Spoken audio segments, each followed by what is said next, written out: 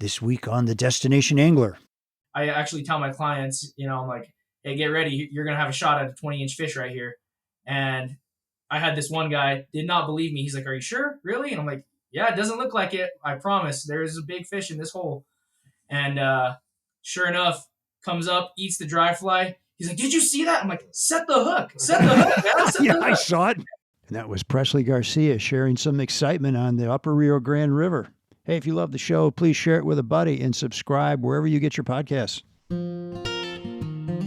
Welcome to the Destination Angler Podcast, the podcast for anglers who travel. And I'm your host, Steve Haig. We go right to the source, the local guides and experts, to build your knowledge of top fishing locations around North America. It's a big world out there. Now go and fish it. I'm going away for a while, but I'll be back soon. Whoa, whoa, whoa. Hey anglers, welcome back to another episode of the Destination Angler, brought to you by Got Fishing, crafting world-class fly fishing adventures specially designed to your level of experience and budget. By Adams Built Fishing Gear, the trusted source for quality fly fishing gear built to last at an affordable price. And by Trout Routes, the #1 fishing app, helping trout anglers avoid the crowds and explore new public water. Download it in the App Store today and get 20% off using promo code DESTINATION20. Up next on the Destination Angler, we explore the world-famous Henry's Lake in Idaho.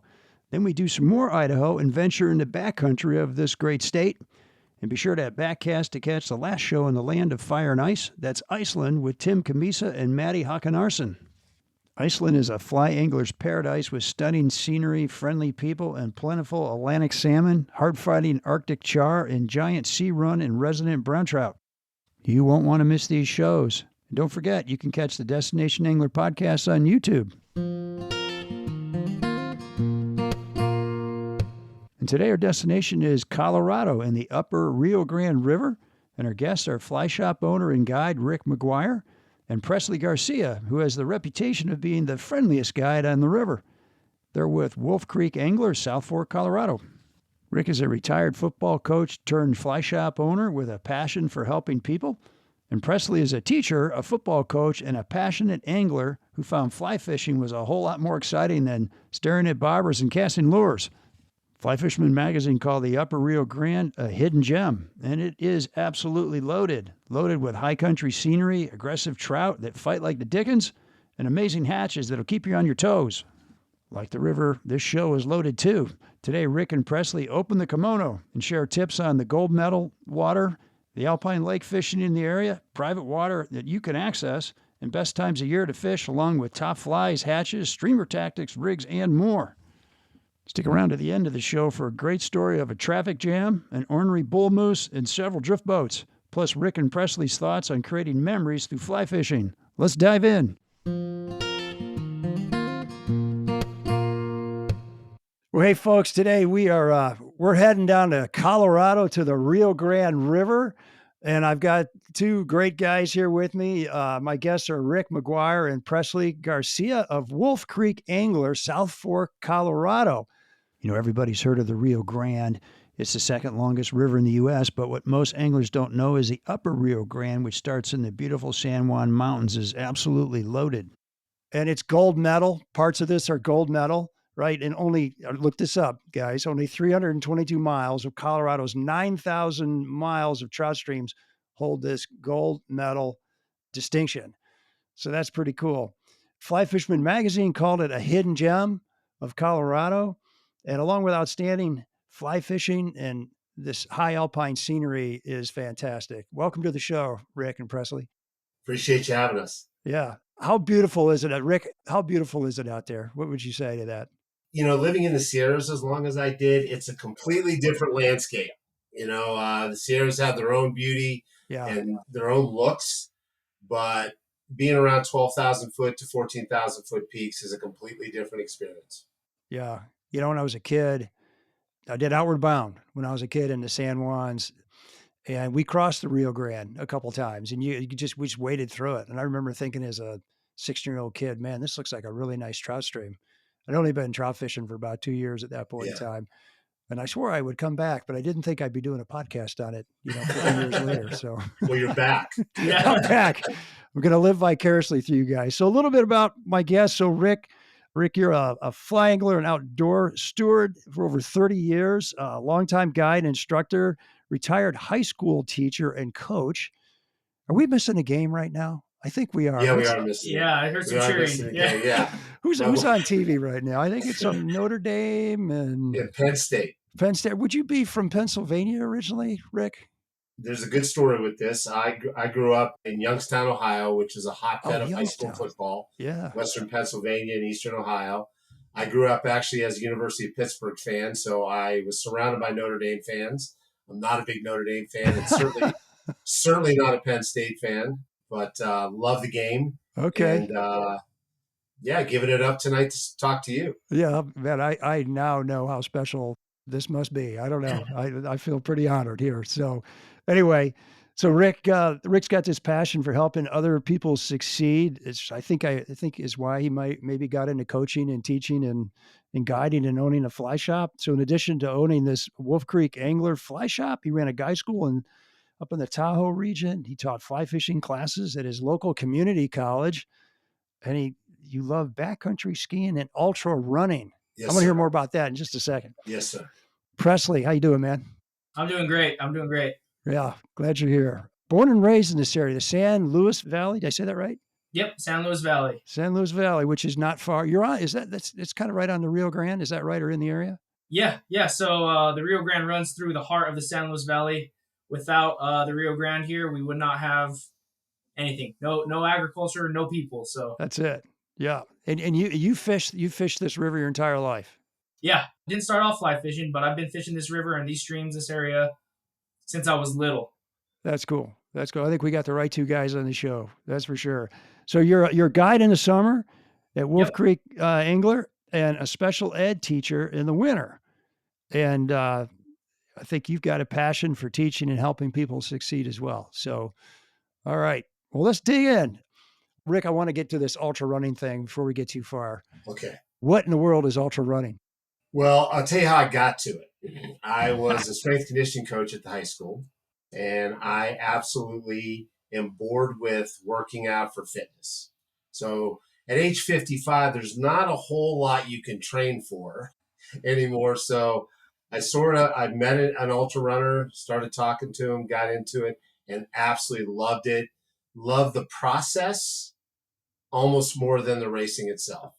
So actually training for something. Like what is it like these really long races, like these 50 miles? Yeah, I usually do 50s and 100s. Oh, you've done 100s too. Yeah. So my goal is to qualify before the days run out to qualify for a 200. And what you have to do for that is you have to run 200-mile races within 6 months of each other and qualify in each one. Wow. Good for you. So that's something I'm not going to be doing. I'm going to watch you do that one. I'm going to cheer you. It's not on. much to watch, honestly. Yeah. And you're in the backcountry. You're going up and down a couple thousand feet on the. Yeah, I like races that climb a lot. Wow. I like that. I like the change of terrain. In actuality, I love the community around it. They're really helpful, especially when you're out there and you're suffering. There's a lot of support from the people that are also participating in that. So wait, you're suffering? 100-mile racing and you suffer? A little bit. My wife says you found the right thing because you love to suffer more than anybody. Okay. And Presley, you're still an active football coach, is that right?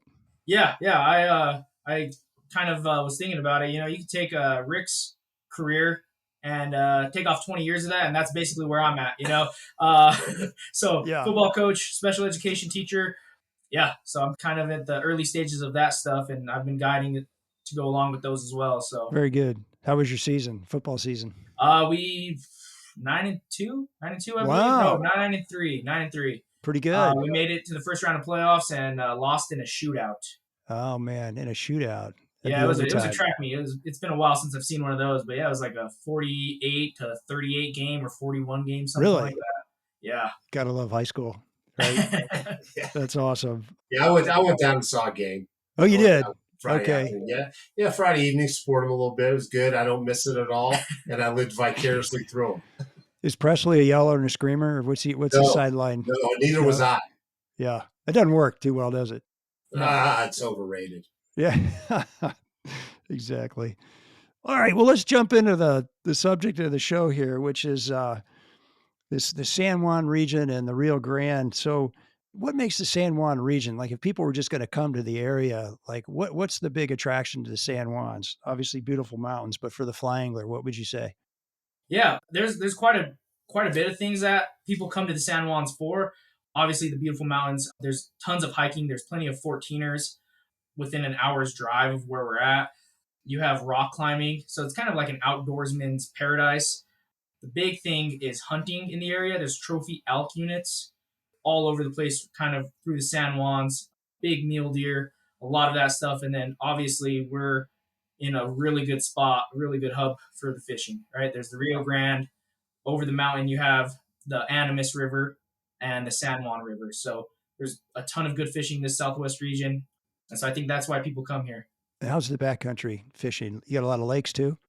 Oh, yeah. There you. I think they call it blue lining, right? Just get on Google and find a blue dot or blue little line, and there's definitely fish there. I've hiked 2 or 3 miles to a stream. I've hiked 3 or 4 miles 5 miles to lakes, 6 miles to lakes. And there's great fishing all over the place. Yeah, if you were a creek fisherman, you could fish this area a lifetime, never fish the same spot. Wow, no kidding. What kind of altitudes with these lakes? I mean, that's a really high mountain range, isn't it? Yeah, we're 11,000. 11,000, you're looking at a lot of the high alpine lakes, 10.5, 11.5 region, I'd say, but most of them are around the 11,000 range. What's tree line up there? About that 10.5, Right I'd there. say. So your Yeah. tree line, and you got mostly cutthroat up there? Yeah. Okay. Do you have some brook trout in the streams? Yeah, there's a few you could find. They're a little bit further downstream. The higher you get, I say once you get above, 10,000 feet, you're pretty much in cutthroat territory. You're below that, and that's where you end up finding those brook trout and some brown trout in those small streams. But once you're above 10,000 feet, you're essentially in cutthroat territory. If you catch a brook trout above 10,000 feet, I always tell people go home because there's probably no cutthroat in that stream anymore. You just got the last one, huh? Yeah. What's a good size cutthroat at 10, 11,000 feet for you guys? On the small creeks, you're gonna find them 12 to 15 inches is a good cutthroat. There is a lake and there's a few lakes. There's one lake that I know in particular that has 23-inch, 24-inch cutthroats. Rio Grande, so requiring a hike in. Requiring a long hike in, and rightfully so. Because if not, this place would be infested by people. Does it get crowded in the backcountry of the San Juans, or are you kind of remote enough that it's not too bad?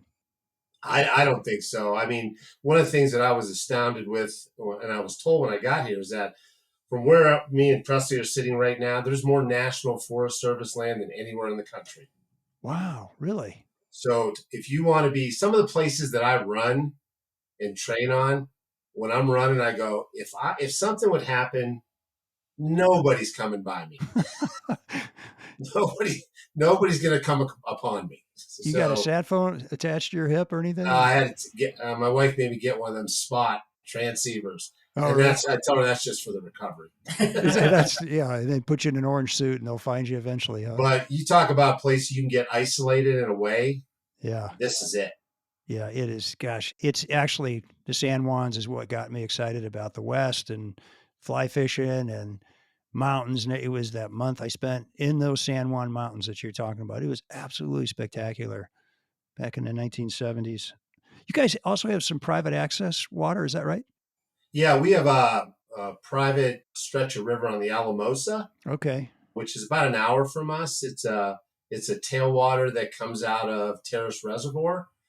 First thing I have to say about everybody hears about the Alamosa River, about the mining issues that took place. That's way above Terrace Reservoir. So we get quality water down on this part of the Alamosa. It's a private ranch. The gentleman who owns it approached me a couple years ago. I think I told you I kind of blew him off for a while. Yeah. And then he was persistent. And then I went and looked at it. It hadn't been fished in maybe forever. Wow. So it required a ton of work for myself and the guides to clear overhang. but I saw the vision in it.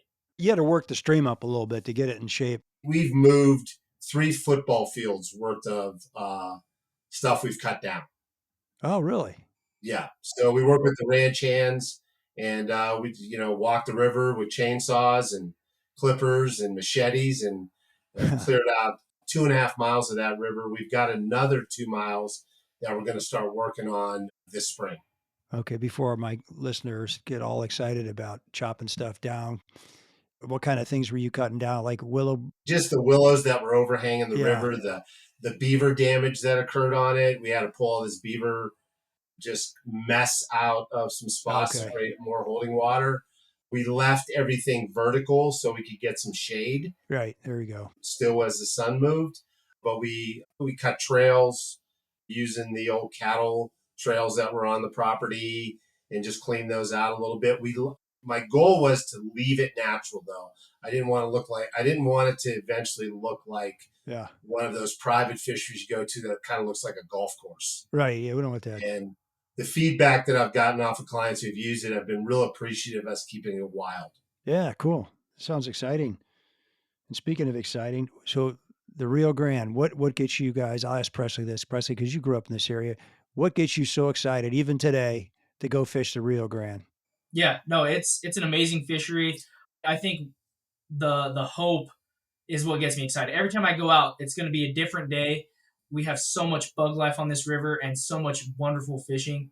It's just, you don't know if you're going to go have a 40 fish day or if you're going to, have a 10 fish day that were, little guys. And then next thing you know, you caught a 24-inch rainbow or brown trout out of nowhere. So it's just one of these rivers where it never ceases to amaze me or surprise me.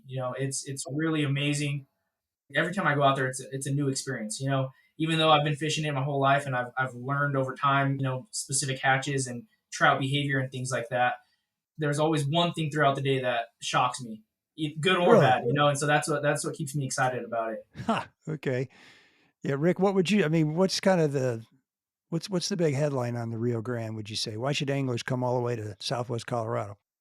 When I first got here, and I was deciding between here when we were moving out of Tahoe, I was deciding between here and Salida, which is the Arkansas.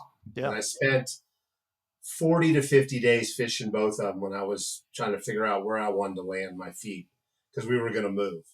The Arkansas is great. Made a lot of good friends up there. Yeah. I thought the fishing was really good.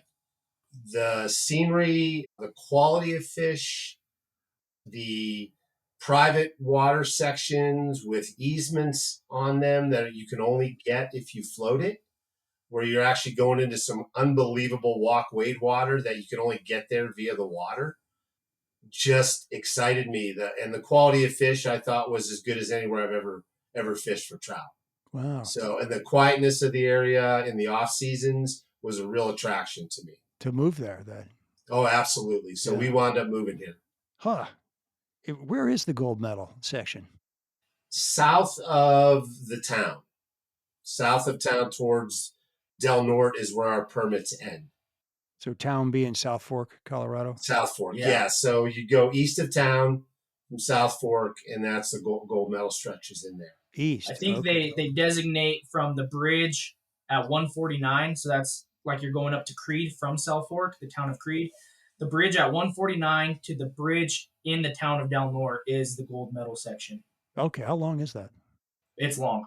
It's got to be like 24 maybe. Yeah. 24 miles of gold medal. Wow. Yeah. No kidding. Surrounded by private land for most of it. Okay. And so you have a permit to fish this. Is that right? Yeah. So it's permit to fish it. What's like I was mentioning before, one of the most exciting things is there's in the gold medal section, there's water easements. Places where you can get out of your boat and walk wade fish these slots that nobody can get into unless you were in a boat. Okay.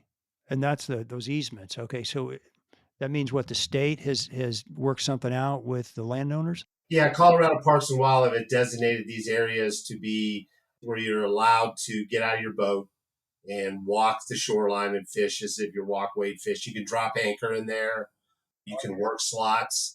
Whereas the rest of that area, the private water, is all private, and you really can't drop an anchor or stop. Can't stop, can't get out, can't grab a branch or anything. Yeah, so in Colorado, the private water law is if you're attached to the bottom via an anchor or touching bottom, even with an oar, you are technically trespassing. Yeah. So these fishing easements were designated by the state where you basically could anchor up and kind of hang out and fish there and walk wade those areas. So that's cool. Here's Brian Oakland, founder of Got Fishing. There's really no reason for an angler not to use Got Fishing when everything we do for you is free. We have the best trips around the world. We only work with the best outfitters, and we're definitely going to get you the best deal and the best dates guaranteed. That's why we have clients come back time and time again. We have Don with us on this trip. This has been his 6th fishing adventure with Got Fishing, and I think if you asked him, it is because of all the little things. We don't tell people, we ask questions. What is it that you're looking for? What would be most important to you? Who's coming with you? What's your experience level? And really at the end of the day, what is the most important aspect of this experience that you're looking to take home? And then from there, we just marry them up with some of the best lodges, let them take a look at 2 or 3 different options and pick what's going to be best for them. Well, there you have it, folks. A pretty good case for choosing Got Fishing for your next big adventure. So what are you waiting for? Give Brian a shout or visit gotfishing.com. Hey anglers, if you're on the hunt for fishing gear that's as tough as you are, look no further than Adams Built Fishing Gear. Since 2014, Adams Built has been the go-to choice for anglers who demand quality without breaking the bank. Their lineup of lightweight waders, high-quality nets, and meticulously designed fly boxes is second to none. But here's what really impressed me. Adams Built stands behind their products like no other. Every single item is guaranteed to last. Yep, you heard that right. And get this, Adams Built waders even come with a lifetime repair replace guarantee, with you only paying for shipping. Now that's a deal you can't beat. So why settle for gear that won't last? Make the smart choice and gear up with Adams Built Fishing Gear today. Ask your local dealer for Adams Built or visit www.adamsbuiltfishing.com and tell them Steve sent you from the Destination Angler podcast. Presley, what do you think is different about the gold medal water? Why is it gold medal? Yeah, so there is large fish down in the gold medal water. I think some of the largest fish in the whole Rio Grande River drainage, and I would argue in some of the other drainages next to us as well. So there's really big fish in the gold medal section. You know, I'm talking 20s to 25, 26 inches. I'm sure there's bigger ones down there that have yet to be discovered, but there's big fish. There's specific holes down there. I actually tell my clients, I'm like, hey, get ready. You're going to have a shot at a 20-inch fish right here. And I had this one guy did not believe me. He's like, are you sure? Really? And I'm like, yeah, it doesn't look like it. I promise. There's a big fish in this hole. And sure enough, comes up, eats the dry fly. He's like, did you see that? I'm like, set the hook. Set the hook, man. Set the hook. I saw it. And yeah, we saw the fish. We did not hook up on it, though. Yeah. So you were nice to him after that, or did you give him a hard time? Yeah.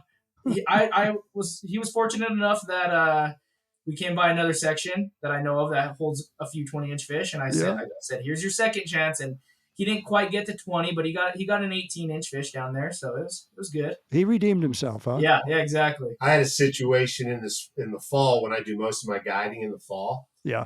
And we were down in that gold medal section, and a guy, he was a fairly good angler, nice fella, and he'd caught a 20-inch fish, and I go, man, it don't get any better than that.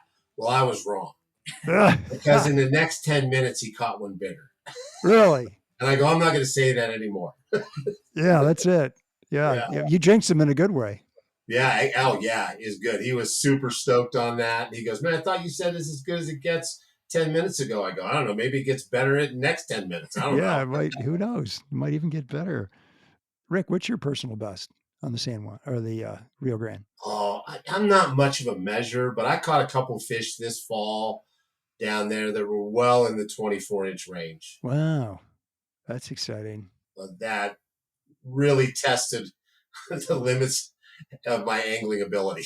And maybe your equipment and your tippet. Yeah. Yeah, the whole deal. And like the fall that I had this year, because we had rain, which allowed us to keep floating and floating.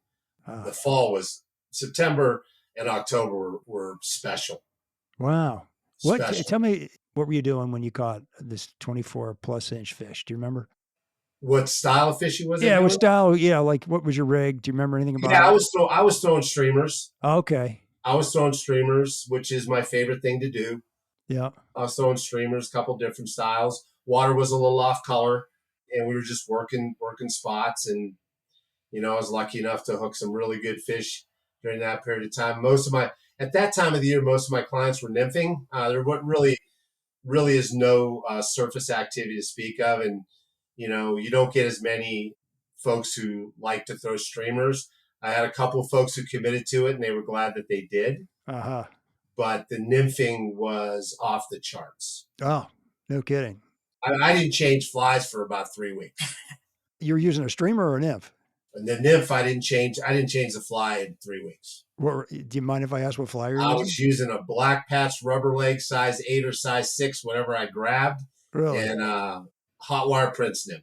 A hot wire Prince nymph. There you go. What size? And that's all that I used for about 3 weeks. Really?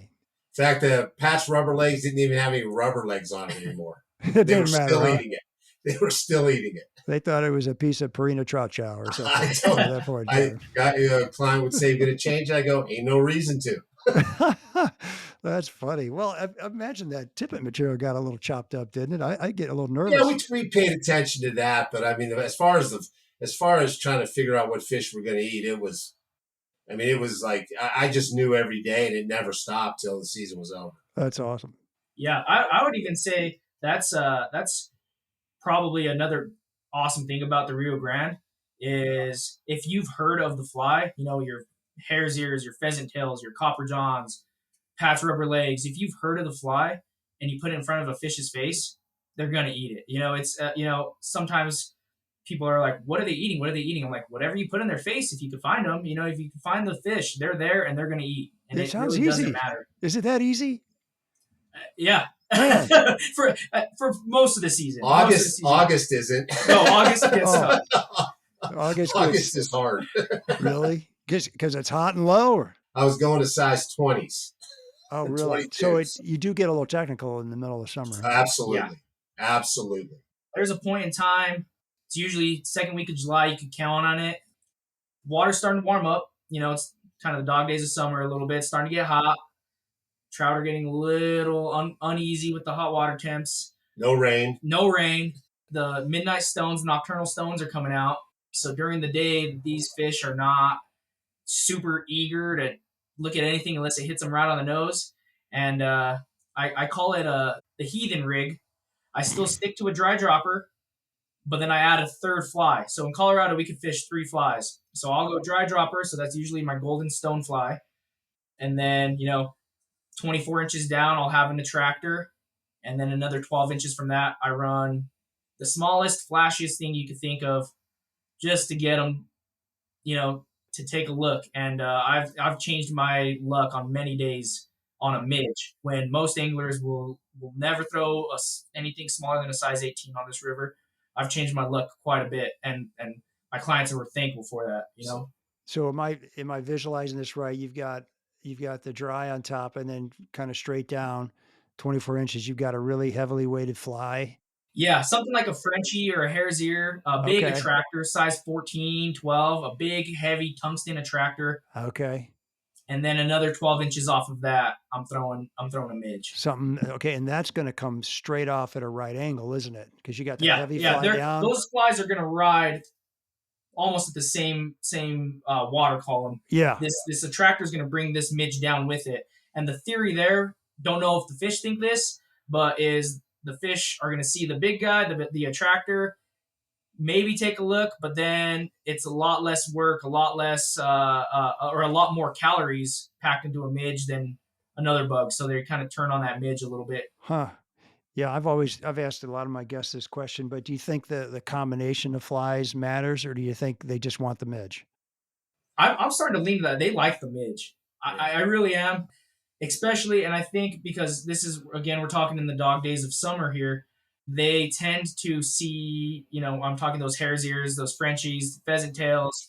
They've seen all those for a good 2 months now. And so at this point, I think it's just a little something different for them to look at. Something different. Yeah, that's my line to shop. Got to show them something different. Yeah. They got to eat. They got to eat. We just got to show them something different. Right. And it's getting technical because the water's getting low, the water's getting a little warm. They've seen some angling pressure, all those reasons. Anything else, or is that pretty much it? Well, when the rain doesn't come, it makes it even harder. Like we really depend on the monsoon rains to keep the water temperatures down. Yeah. And you had some of that last year, didn't you? Yeah, we were like, especially like in August, we got helped out a lot. Now, the year before, it just never showed. Wow. The rain never showed. Yeah. And the Conejos is like this a little bit too, isn't it? Just downstream from you guys. Yeah, absolutely. Yeah. I just did a show on the Conejos. It'll be airing soon. Do you struggle finding new trout streams to explore? Tired of stumbling around country roads looking for access points? Looking to escape the crowds? Then look no further, because Trout Routes has meticulously mapped and classified over 50,000 trout streams covering the entire lower 48, including 350,000 hand-curated public access points marked and ready for you to explore. I'm a huge fan of Trout Routes because they make it so easy to explore new trout waters. Many times, Trout Routes has helped me find new public water and get into fish fast. And the good folks at Trout Routes have been busy this winter making Trout Routes even better. Enter Stream Cards 2.0, the latest iOS release that brings together more info at your fingertips by organizing data like stream flows, access laws, nearest fly shops into easily accessible tabs for every river and stream in the app. And now you can check real-time stream height and flow rates with river data from stream gauges and compare those with historical data to spot trends. Pretty cool, huh? Planning a trip? Well, you'll love the advanced filter features that let you hone in on top-rated streams, boat ramps, camping spots, and more. So what are you waiting for? Start exploring today by downloading Trout Routes on your Apple or Android phone. Presley, maybe you can walk us through the seasons, both of you guys. I'd love to hear, like, what are you doing in the spring? We just talked a little bit about summertime, fall, maybe some streamers, but what are like the major hatches, the flies, the techniques? What are you guys doing in each part of the year? You want to start with pre-runoff? Yeah. Free runoff. That's a great time to fish. I think it's a lot of people think about the middle of summer when we get our big bugs and our lovely hatches, but pre-runoff is a great time to fish on the Rio Grande. These fish, I will say, are very aggressive. And so I always say it's streamer season. No matter the season, it is streamer season on the Rio Grande. And so you can have great days just throwing streamers in March, April, throwing streamers. They tend to chase year round, but I particularly in the spring and fall, they chase a streamer until they have it in their mouth. What's your favorite streamer pattern? My favorite streamer pattern is probably, I like to throw a black sex dungeon is probably my favorite. Yeah. A close second to that is zoo cougar. It's a little smaller. Yeah. Kelly Gallup. Yeah. A little zoo cougar. Yeah. I'll throw one of those. But yeah, they chase in the spring. You can also nymph really, really good in the springtime pre-runoff. We get the salmon flies in the middle of June. So pre-runoff, kind of Rick's theory there in the fall, you throw a big patch rubber leg down there, they can't resist. Those things are moving around in the spring, getting ready to molt and they're hatch. coming loose. My thing is that's when I throw the purple patch rubber legs. Purple? Oh, I haven't done that. You can't buy them, but I tie a ton up just for pre-runoff. Really? Purple pats? Huh. Purple pats. There's a tip for you, listeners. That's a good one. I haven't tried. I wonder if that'd work in other places. I bet it would. I think myself and a fellow guide, Hunter, kind of came onto that one year and probably tied that on without even thinking about it. And I go, oh my God, this is really good. Yeah. Trout like purple, don't they? Yeah. Being a steelheader like I was, give me purple and black, I get excited. Are you a recovering steelheader? Yes, I am. Yes, I am. Every year I think that, Okay. And so tell me about your streamer fishing techniques. What are you guys doing? Yeah. So if it depends kind of, if I like to swing streamers through a run, if I'm wade fishing, if I'm in a boat, it's definitely kind of slam the bank. Even pre-runoff, you're finding those deeper holes. You slam the bank and you drop them into that deep bucket in the middle. Let them sink a little bit. Yeah. I tend to give I use the rod as a jerk strip rather than stripping in. I do think, and this was another plug for our fellow guide Hunter. This is discovered by this guy. The fish on the Rio Grande are extremely aggressive. They will eat a streamer and chase all the time. They will hit a streamer most of the time when its head is facing upstream. So if you can imagine the streams this way, if you're bringing your streamer across it perpendicular, they'll hit it here and there. They really love it when it looks like it's running across upstream and across. So I tend to cast at the bank downstream, move my rod tip upstream, and jerk strip back upstream. Like do a mend to get that fly lined up. Yeah. Okay. When I take beginners out and I finally talk them into trying the streamer rod, and and maybe they're not great casters, they don't have to be. All we do is we water load it to the water side, cast it into the bank, and jig it 3 times. You jig it. And then do it again. And that's how I introduce people to streamer fishing. You will get grabs that way. So instead of stripping, you're jigging sometimes. Just jig it 3 times. Boom, and with the rod, just with the rod tip, then water load it back to the other side, do it again. Huh. And it kind of takes a little bit of that other thing you have to do, and they're less intimidated by it. And then we'll get into the stripping part of things. But that's how I introduce beginners to it. Let's just jig this thing. And the great thing about when you jig it is you don't necessarily need your offhand to strip set at that point. No. Because when they eat, you just add another jig, you just sweep it across there. So that gets your attention when you're swinging a big string. Oh, absolutely. A fish hits that thing. It's like, whoa, what just happened there? Even like a 12-inch fish can feel like a ton of bricks, can't it? Oh yeah. Oh, it's feeling it in your hand. Yeah. That's the great part of it. You get to feel it in your hand. Yeah. Hard. What kind of rods are you throwing? What's your streamer rod? I like to use a 7-weight. Oh, really? Yeah, I tend to throw a 7-weight just because I'm throwing big flies, 5-inch flies, even 6-inch flies sometimes. Okay. Our trout, and I know I've said this before, but the trout on the Rio Grande are some of the most aggressive trout I've seen anywhere. And they even into the tributaries, they're very, very, very aggressive fish. They'll chase all the time. They're happy chasing streamers. I think they love it. I think it's one of their favorite pastimes to do is chase another fish out of their hole. Kind of like a golden retriever chasing something, huh? Yeah. So they're super aggressive. So I like to throw 7-weight just because I'm throwing bigger flies, and that's what I tend to do. Yeah, I'll use a 7-weight with articulated flies, the big stuff, but I'll single hook stuff I use on a 6-weight. Clients who are just getting into it, single hook, 6-weight. 6-weight up there. Yeah. Okay, interesting. And that's because you want to you making longer casts or what? Just having a little bit bigger tool in your hand if you happen to get into a bigger fish. Oh, really? Okay. All right. So counting on a big one. That's cool. Yeah. Okay. Well, we digress. All right. So that's pre-runoff. Then what? Salmon flies, right? Yeah. Then we get runoff. Runoff generally happens first week of June, usually. There's always those variables depending on snowfall. And even during runoff, the fish are still chasing streamers. It kind of shuts off for a few days because the river does get blown out.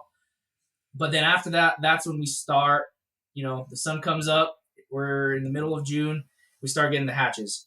And the main hatch that everybody hears about, and, the reason people call the Rio Grande the Little Madison is the salmon fly hatch. So we get the big Terranarcis California, the big orange, lovely salmon fly, stone flies.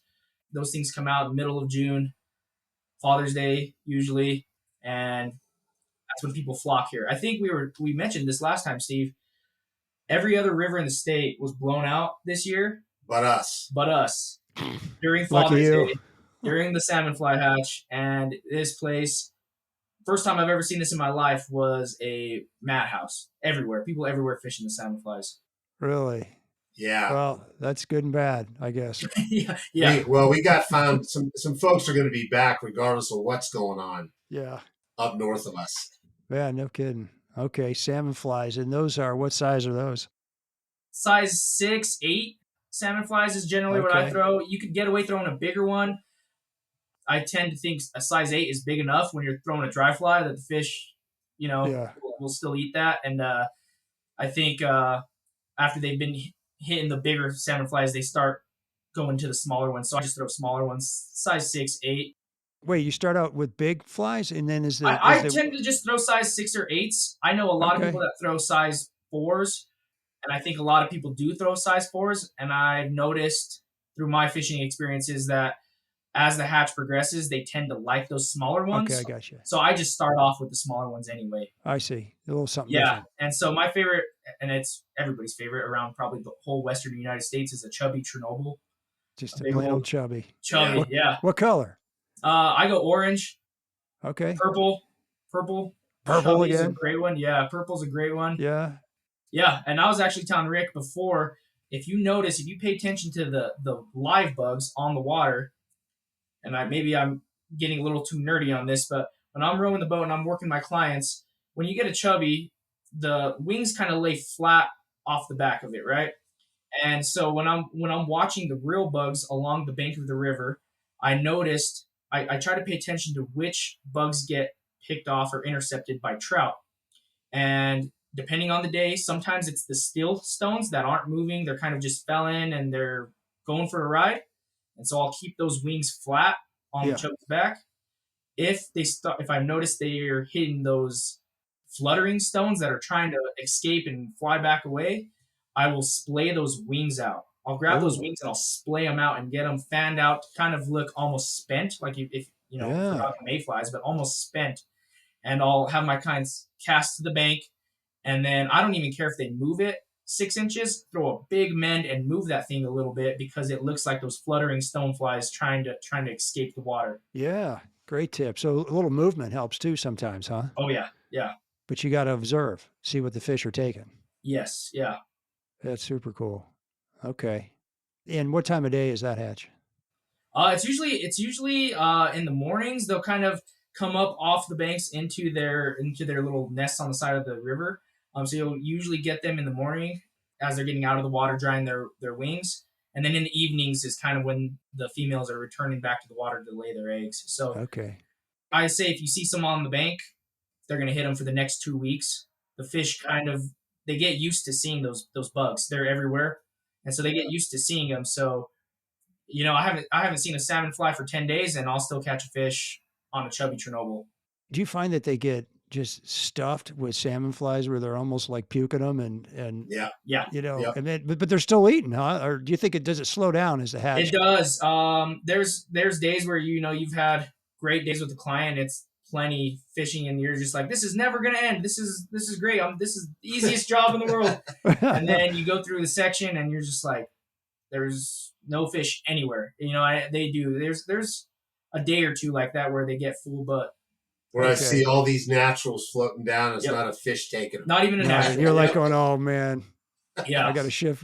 So what's the strategy then? If you're a guide, you're like, I got to produce. I got to get this client of mine some Yeah. fish. What do you do? Well, that's just what Rick he pointed down. We get deep. You add the dropper. You get the Yeah, dropper okay. on there. So, this is how I fish all summer long. Once the chubby's on there, unless there's another dry fly hatch happening, I leave it on. And the only Okay. thing I add to it now at this point is a nymph. Okay, start nymphing. Yeah. Yeah. And I'm not a big bobber guy, or for the purists out there, indicator, but I'm not a big bobber guy. I love to see the dry dropper. Yeah. That's my favorite setup for this river. And so when I see the naturals and no fish are taking them, you add on a nymph and go from there. So how big, like the gold medal water, like how wide is it? How deep is it? Give me a sense of the water.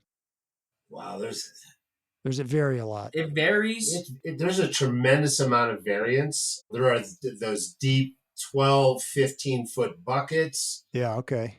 My favorite water is rolling water at walking pace, about 3 to 4 feet deep. It's usually my favorite water to fish. I find Rolling that water. What do you mean rolling water? just you can tell that the water's rolling over a structure on the bottom, and it's Okay. rolling at about walking pace. Yeah. That's the most exciting water. You got that. You got fish that are going to move into the riffles sometimes, depending on water temperature and bug availability. I mean, there's a variance of types of water you can fish on the Upper Rio. Yeah. Cool. What's the CFS in the springtime? When you're doing these salmon flies. typically? Pre-runoff, or are we talking runoff time? Let's like during salmon fly hatch. What's your CFS? During the salmon fly hatch, I think we generally peak. It's about 5,000 CFS is rough, give or take. Sometimes 3,500 on bad years, sometimes 8,000 on good years. And so, yeah, the river varies. It could be 60 feet, 80 feet, and then it could also be 30 feet, you know. Wow, that's a lot of water. Yeah, it varies. And then so you get, you know, you get some water moving in there. And yeah, and I think what's really good about, you know, when we get the peak runoff is you can almost predict, not to the day, so don't call us asking because we don't know. Calling me. Yeah, they'll be calling this guy. And here's the shop number, guys. Yeah. 602 you can 500. almost predict when it's going to happen, the salmon fly hatch. Not to the day. I'm not, you know, we're not. Couple days. Yeah, you can predict, you know, you get peak runoff, then you get a slight drop in the peak runoff, right? And then you got to see the water temps about 58 pretty consistently for 2 or 3 days. And then at that point, yeah.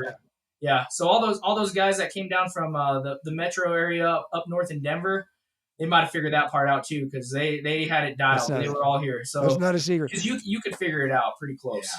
We start to watch a lot. Like we'll watch bank clearance. Like sometimes we have a foot, and then it'll go to 2 feet, then it'll go to 3 feet, and we're fishing those edges because that's where most of the fish are located. Yeah, and we monitor that daily. Like, you know, what was, you know, how much clearance did we have, and that'll continue till you start to see those fish move to the middle of the river.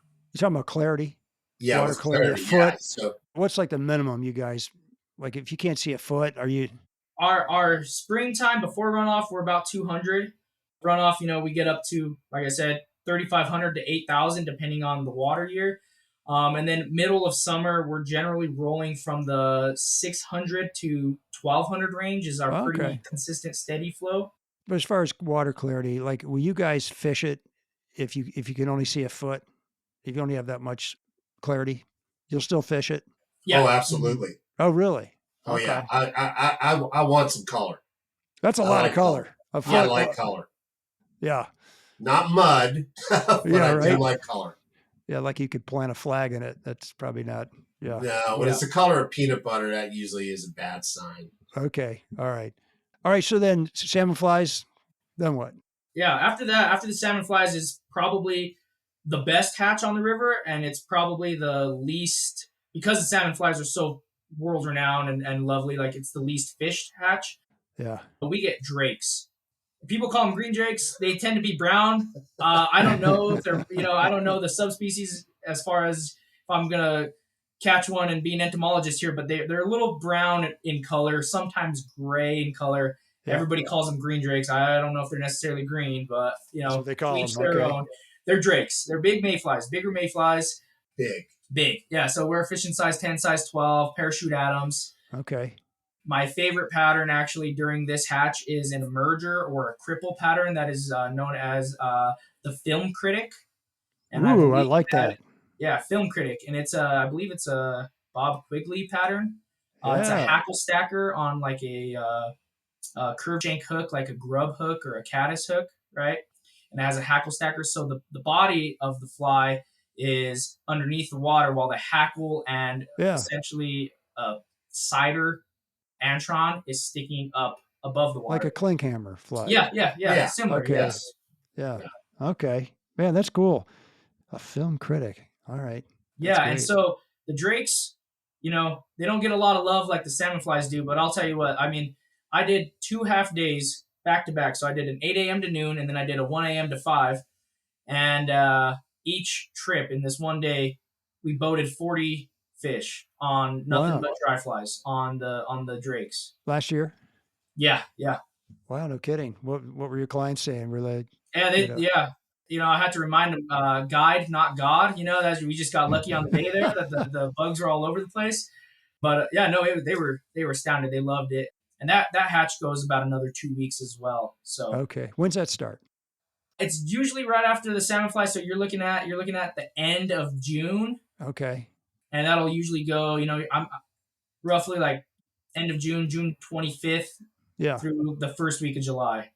Okay. Then what? Then it gets tough. Okay.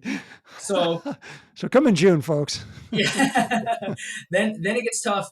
There's still good fishing to be had. But this is where, again, we're talking about the dog days of summer, it gets really hot.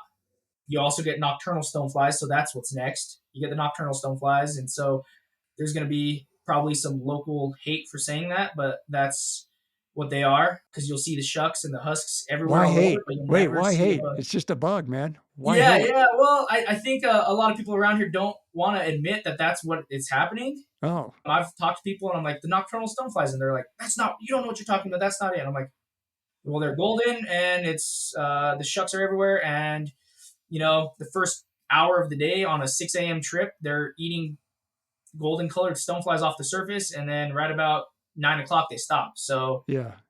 How do you fish that hatch? Because that's what they're eating all night, right? Right. And yeah. then in the morning, they're satiated. They're full. They're barfing up, golden, yeah. nocturnal stones. Yeah, so they eat nocturnal. It's tough. So the way I've kind of tried to address it is, like I said, I keep a chubby on most of the time.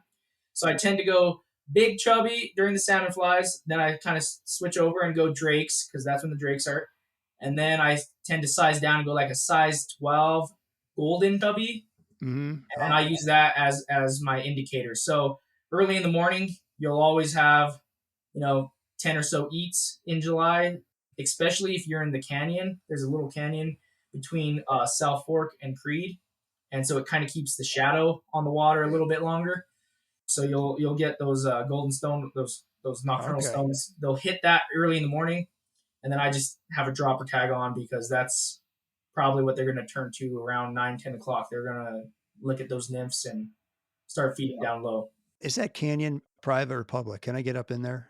Yeah, you can get up in there. So from the Okay. town of South Fork to what we refer to as Wagon Wheel Gap, there's private water, but 90% of that is public access. Oh, it is. Okay. So the story on the Rio Grande is that there's not that much public access. And Rick mentioned the fishing easements down low. Yeah. And those are awesome. But upstream, there's actual public access with marked areas and parking areas. You'll see the Colorado State Wildlife Area. That's all public access. Okay. 98% of it. There's a few, if you look at the maps, there's a few little niches in there that aren't, but most of it, and that's where most of our walkway fishermen go up in that area. Okay. So this is where? This is like north and west of Creed? North of town, up towards Creed. Okay, in between South Fork and Creed. Yes. Okay. What's up above Creed? Up above Creed, there's another little canyon and Marshall Park campgrounds. But then there's this area that a lot of people have found out about. It's the Oxbow Ranch. And so pretty much above Creed, you kind of have a little canyon, and then you open up into this wonderful meadow stream that if we get enough water, you could have a great day up there. But if you don't have enough water, you're not welcome, because it's all private access up there. So yeah, it's a great area up there. We are permitted from the Colorado State Wildlife Area down to the town of Del Norte. So that's where we primarily focus our guiding. I like to fish that Oxbow Ranch up there quite a bit. It's just the chances for me to do so are rare. You have to have at least 500 CFS, 400 CFS to get a boat through. Mm-hmm. And that's really close to the headwaters. Oh, you're talking about floating through some private water. Just don't touch anything. Yeah, just float through it. Yeah. Okay, not waiting. Yeah, we usually get a trip up there with a bunch of guides, like in the springtime. Yeah. We'll get a trip to go up there, and then I won't see it again until the next year. You get like one trip through there? There's guys that have permits up there, and if people want to fish up there, I send them to my friends who have fly shops and guide services up there. Okay. Like how far up can you go and still have, fairly decent fishing? Can you get up on some trails, or are the roads following the Rio Grande the whole way? Yeah. So from the town of Creed going up to the headwaters over Stony Pass, there's a ton of fishing. So that you have that Oxbow Ranch, and that's probably your last floating put-in area. But there is if you go up past the Oxbow Ranch, there's National Forest from the duration of that on to the headwaters, where the Rio Grande is about this wide. Okay, so is it not worth going up there? It's not very good. No. We have Rio Grande Reservoir up there, and 30-mile campground is below, and it's fishes like a tailwater. Yeah. Oh, really? Yeah. Now, just sidetrack for a minute here. What is the story on this reservoir? Because I was reading that part of the river dried up because the valves are screwed up on this thing. What's going on? You're opening a can of worms there. Gotta open it, man. People have probably heard about it. Let's talk about it. Yeah, so I forget how many years ago, 10 years ago, a grant was given because the dam needed replaced, and that included valves. Yeah. So part of that $30 million, and I've heard that, don't quote me exactly on that because I've heard various numbers on that. Because I just talked to Jim Loud from Trout Unlimited, who knows a ton about this. So part of the agreement when they got the grant was to release optimal flow throughout the year. And basically that means for us would be the winter flow, and then the flows in July when we didn't get enough rain. Yeah. Okay. It wasn't minimal flows. It was written as optimal flows. Well, the story goes that the valves they put in don't work in the winter. Oops. So what? There's a grassroots push right now with a lot of organizations, including Trout Unlimited National. Okay. To get that corrected, because the grant reads, they got the money, they did the replacement, but they didn't follow through with the optimal flow thing component of the grant. So I'm actually going to be meeting with Jim in a couple weeks. They've started an organization to address this issue for the health of the river. Yeah, I'll say. So good for you. I don't have much on that. There's a lot of misinformation out there on that. Right. And I'm trying to stay educated and just give the information that I have.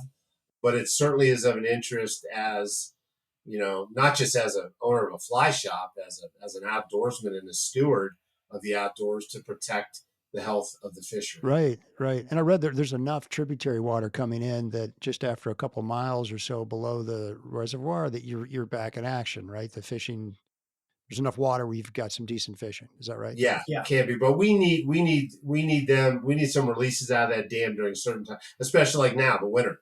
Yeah. Let's get some more water moving down there so it doesn't freeze completely over. Yeah, it's kind of shocking, the whole run a channel. story.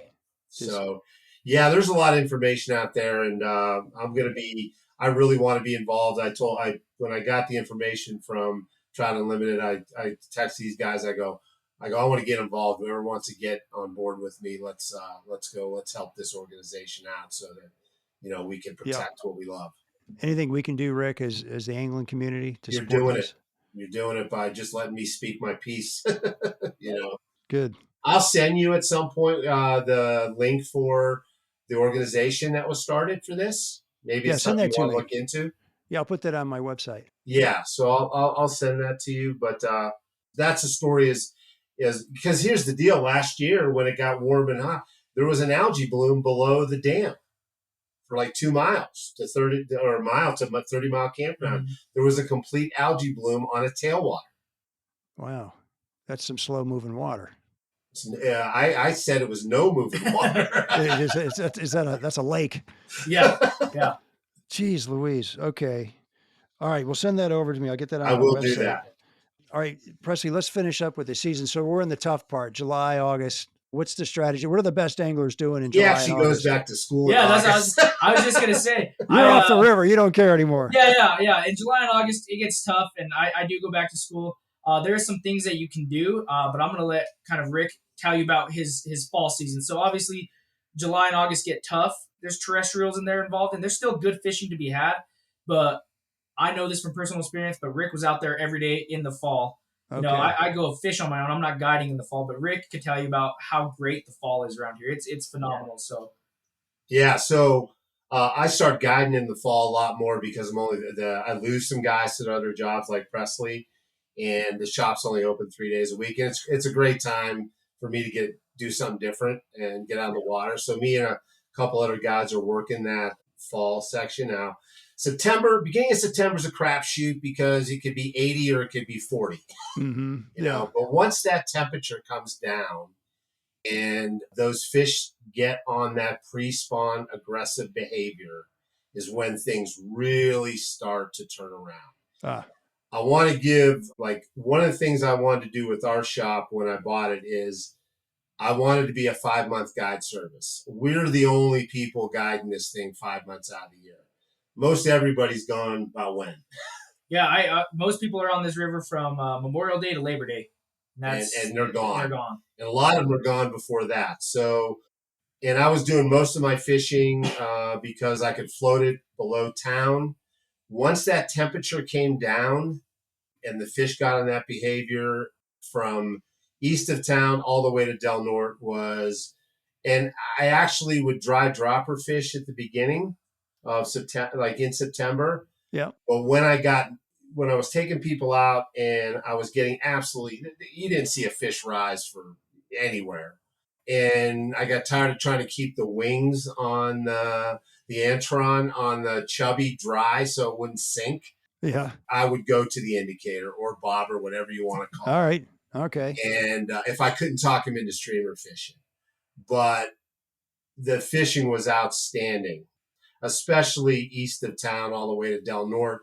We got a pretty good, there's a section before Del Norte that a lot of people don't guide or fish because there's a portage, about 150-yard portage around a dam down there.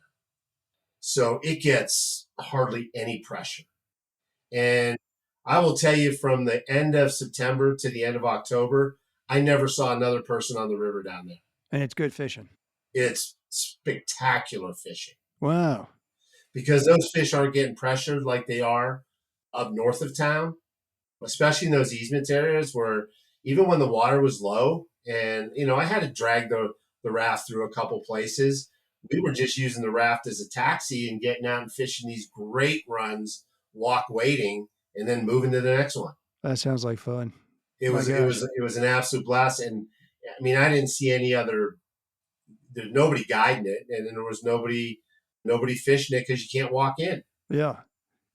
Do you see some wildlife on the river? Oh, there's an elk herd down there that is spectacular. Wow. Channel 13 did a thing with us, and I took the girl who was doing the report, and we're floating down, and she just happened to have her camera out, and this huge elk herd just crossed the river, and it was like loud chaos. Wow. Right in front of you, huh? Right in front of us. That's cool. Yeah, that's great. Yeah. And Presley, have you seen some moose on the river? Yeah. I was gonna say, there's a ton of wildlife in the area. Obviously, there's elk. I saw a herd of elk driving over here to have this conversation. So there's elk everywhere. One of the craziest times I've ever had on the river was I'm with a client and we're working some fish, and about 100 yards downstream, I see 3 or 4 boats anchored up in a public section right before it turns private, like just right, like maybe 50 yards before it turns private. And I'm really working to keep my guys in this spot because I'm, being ethical. I don't want to sneak up on these guys and kind of get in their way. Well, I got tired, and so I mosey on down there with these guys, and I'm, curious. What do you guys all parked here? You guys having lunch? And they pretty much said, no, you want to go first. And keep in mind, this is in July when the water's a little bit lower. And so there's kind of a channel where you have to go. There's only one spot where the boat could go. You have to go down this channel.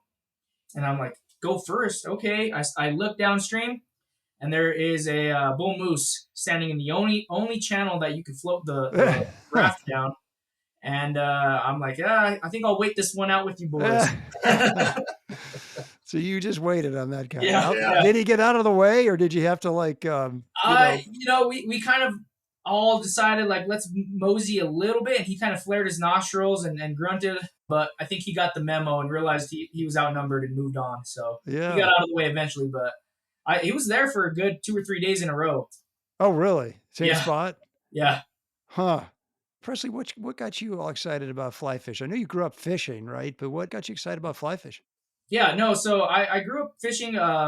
My family really doesn't fish much. They kind of always make fun of me that I'm the fisher guy of the family, and that I talk about it all the time. So I used to go here and there with my stepdad, or a family friend would go, and it was mostly bait fishing. And about the age of like 12, I was like, well, sitting here waiting for something to happen is boring. So I started, using lures and Rapalas and things like that. Well, then I got into high school, and fishing kind of took a backseat. And I kind of was like, well, this isn't for me. I'm focused on sports and things like that. Well, after high school, I needed to pick something up. I was losing my mind, staying home, being bored, and Wait, so you weren't going to be a professional football player? yeah, I was. There's no chance I was going to be any professional athlete whatsoever.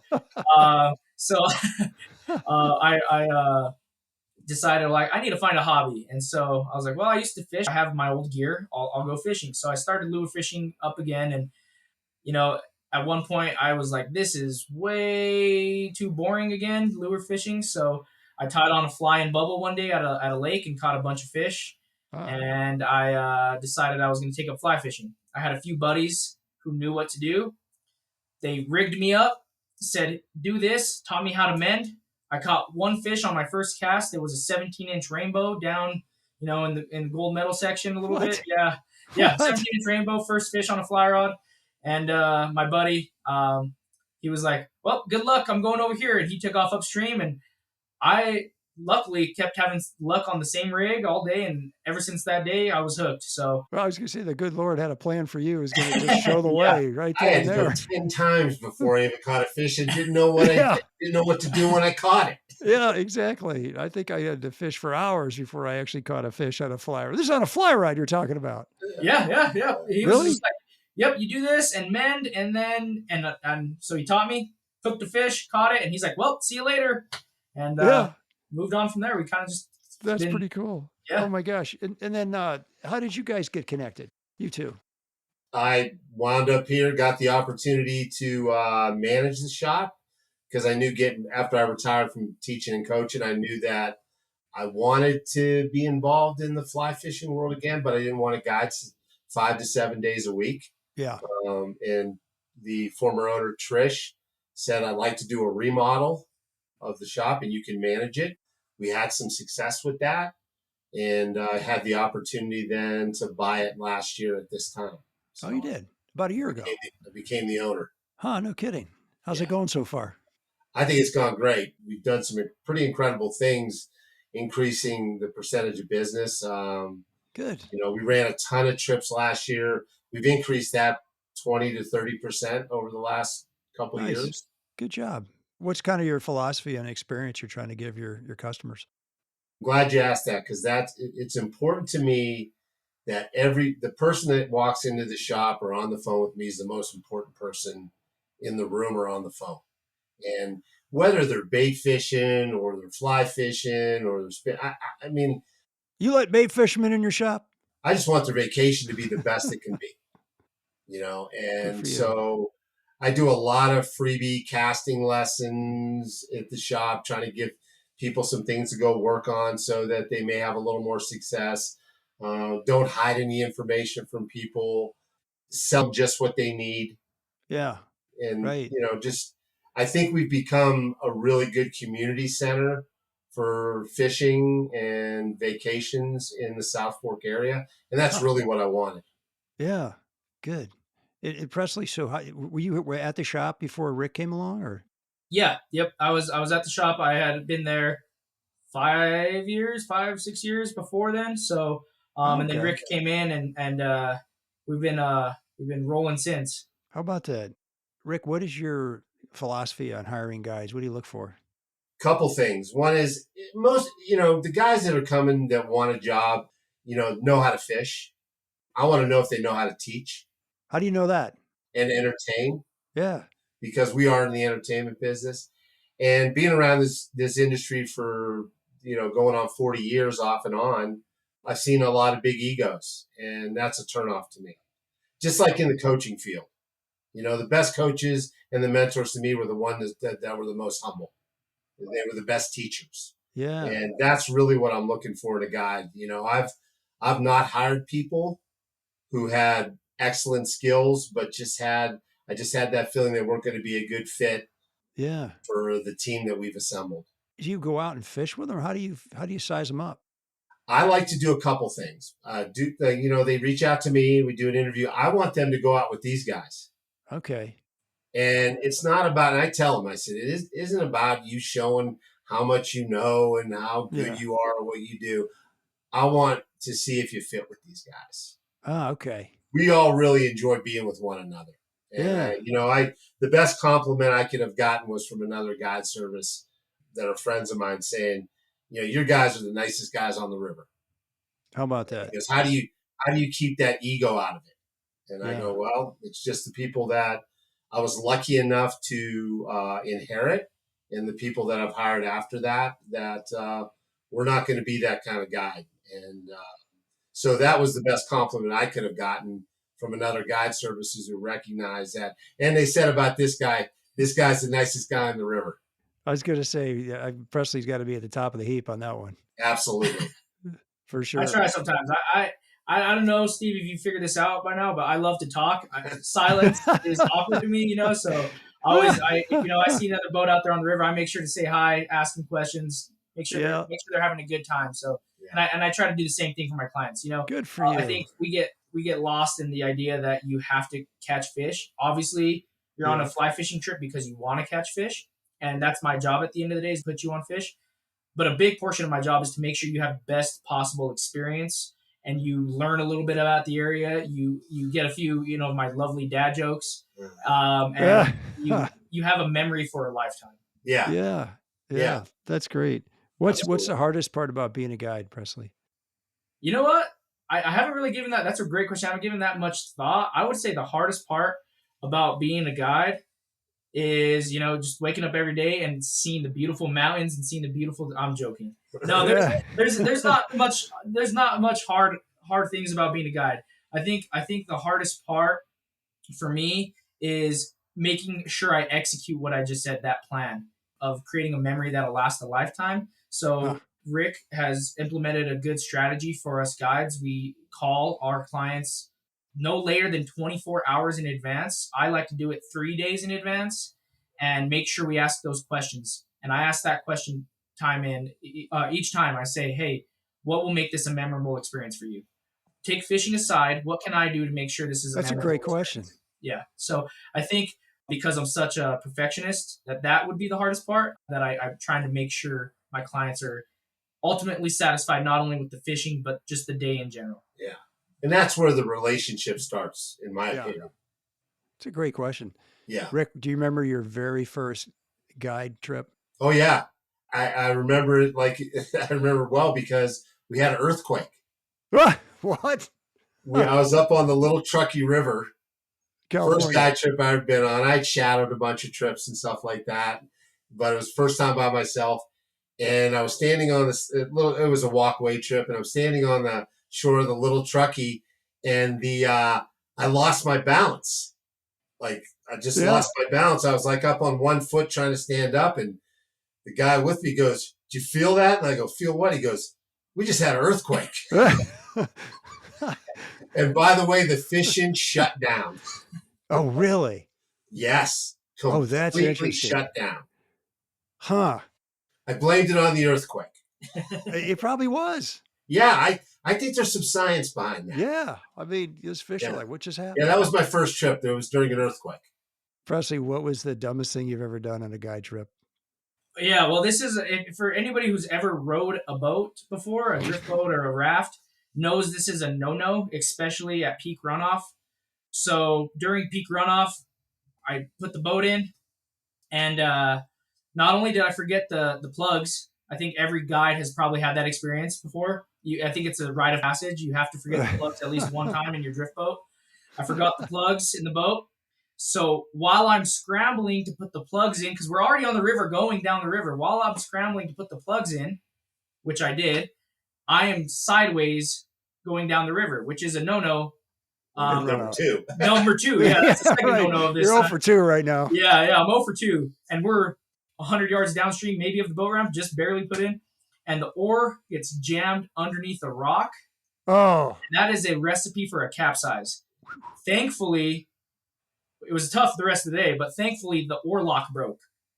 The oar lock popped out and broke. The oar fell in the water. I grabbed the oar, and I did not have a spare oar lock, but I was able to at least manage and salvage the trip from there. This? Yeah, I was one-sided and digging it out. It was that was my first year guiding, and I went home after that, and I was like, whoa. Not only could that have been my last day guiding, that was that bad. It could have been my Almost last day on died. Earth. It was dangerous. Yeah, you almost tacoed your boat there at some Yeah. point. Yeah. Uh-huh. Wow, no kidding. Is there a big Spanish influence in the Rio Grande Valley still to this day? I know it's Yeah.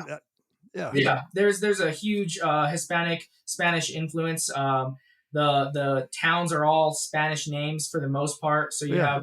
have Del Norte. Everybody calls it Del Norte. It's just we Americanize things, Del but it's Norte. Del Norte. Monte Vista. It's Monte Vista.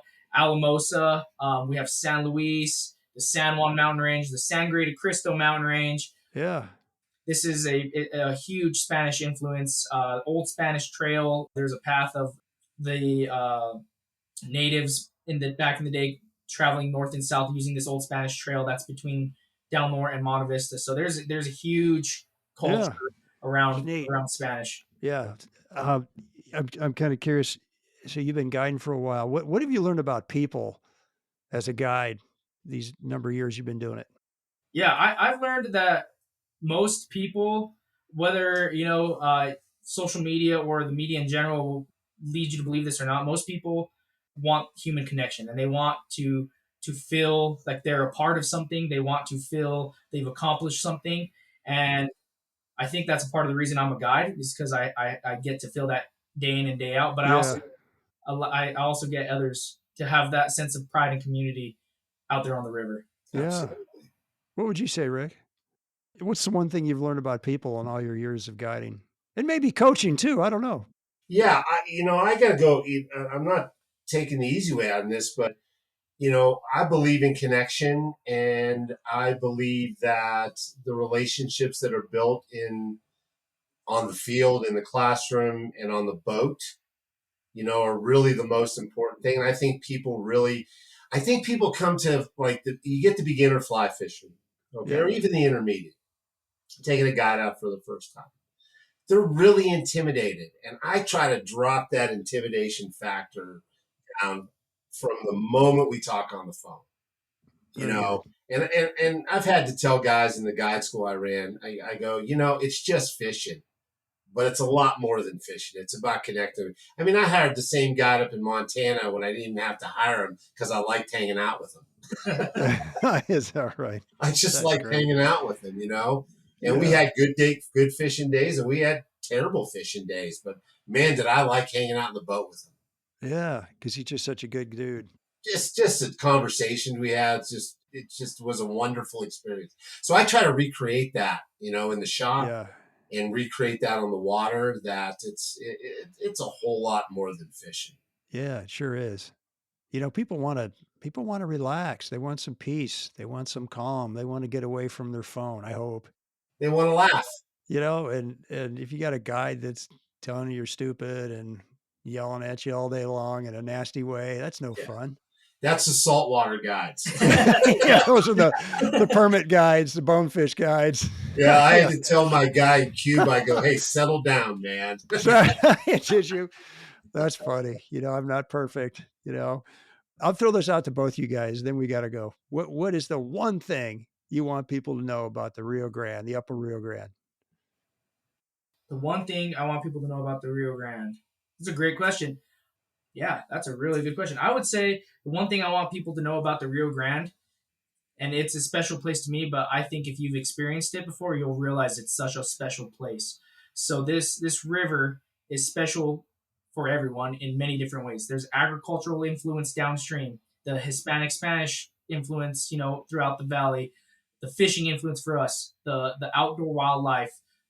This area where the Rio Grande River runs through, South Fork area, San Luis Valley, it's really a bunch of small communities that rely on this river, and it's special. And it's so special that it spreads to other places. I've had people come back from Texas, and they're like, I don't even care about the fishing anymore. I just love this place because of this river. Being there. And you get a lot of snow up there too. I read like 400 inches at Wolf Creek ski area. Generally. Yeah, we're at low tide right now. Oh, and that really? Not this year. Yeah, we need some snow. Yeah. It always comes. What would you say, Rick? One thing. One thing. And I have to go back to, and I've talked quite a bit about this. I can't think of a river that I've been guided on or traveled to or fished that where in the fall I never saw another person. Mm-hmm. Those are rare. Yeah. In Those Colorado. are rare experiences. I had a guide friend come down with his wife in October, and I took them on a trip down. We hung out for the day on the river, and he goes, I've never seen anything like this where we didn't see anybody else. Yeah. And I think in the fly fishing world, that's rare. Yeah, absolutely. Especially with the quality. I mean, with you couple that with the quality of fishing and the scenery. Yeah, you got it. And you've got this magical combination of, whoa, this is unique. Yeah. And I guess that's the thing I appreciate about it the most. Yeah. Presley, your favorite shore lunch?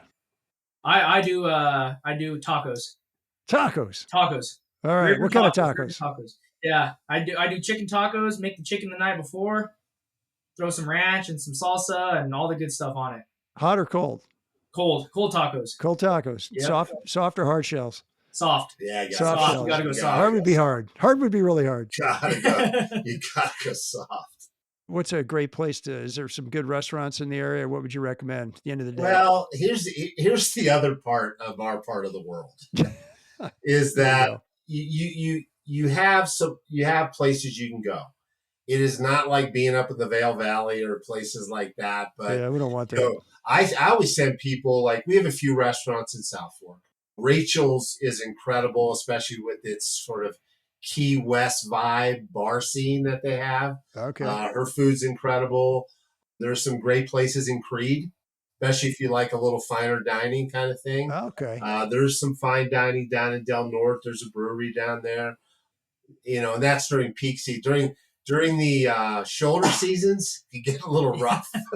Yeah. When it closes? A lot of places close during that period of time. So yeah, no business. That's the quietness that comes with being here.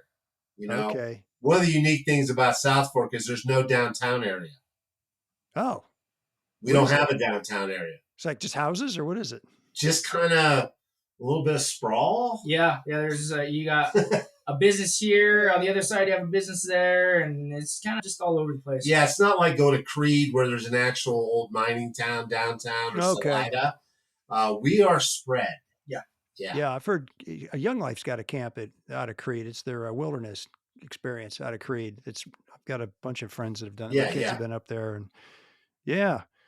Well, man, it's great having you guys on the show. Thanks for doing this. Oh man, that was fun. Yeah. Thank you for having us. Yeah, you bet. How can people get in touch with you, Rick? What would you say? Just go to the website and call me right now. I'm in the process of a new booking system. We had a brand new website that we built that had somebody built for us last year. Phone numbers on there. Just call me, or if they have, there's an inquiry form on there. Just get a hold of me. I'm taking phone calls every day right now. Oh, you are? Okay. For June, I'll bet. Oh yeah. And I tell people, if you want June or July, you better get a hold of me ASAP. Okay. Because there we go. We ran 100 trips in June last year. Yeah, that's great. Well, listen, folks, I wish you extraordinary success in all your adventures to follow. You did a great job today. And folks, thank you for listening to another episode of the Destination Angler. We'll be sure to post Rick and Presley's contact info on the Destination Angler show notes, and hopefully we'll get some exclusive pictures of some of those fly patterns they were talking about, and the beautiful scenery and the nice fish that they're catching. We'll put those out on our Facebook and Instagram pages. As always, you can email me or DM me with comments and suggestions at shaig@destinationanglerpodcast.com. If you like the show, please share it with a buddy. As always, our music is by our Brothers Fountain, a really cool band out of Colorado, Fort Collins, as a matter of fact, a little north of you guys. Hope you enjoyed the show. We'll see you again soon. Tight lines, everybody. Well, I'll go from the land to the shining sea. But I know there's more to life than what the eye can see.